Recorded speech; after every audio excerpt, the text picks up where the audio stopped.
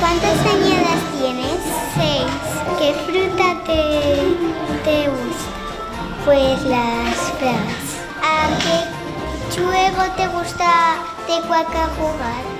Al esconderite. ¿Nos vamos a jugar? Sí.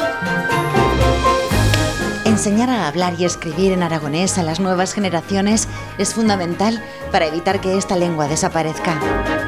Con este objetivo, los alumnos de 25 centros aragoneses ya lo aprenden en las aulas, como por ejemplo el Colegio Santo Samper Sarasa de Almudévar. Estos son los días de la semana. Lunes, martes, miércoles, jueves, viernes, sábado, domingo, oído, amar, codo, cuellos, os morros, orella, lazo, acudera.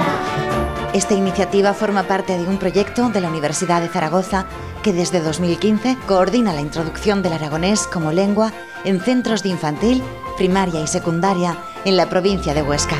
Sobre todo tratamos de utilizar metodologías activas donde, pues bueno, como por ejemplo aquí en este centro en Almudévar está en horario extraescolar, pues utilizamos mucho el juego para que así vayan desarrollando la expresión oral, la expresión escrita y también pues la comprensión oral y escrita.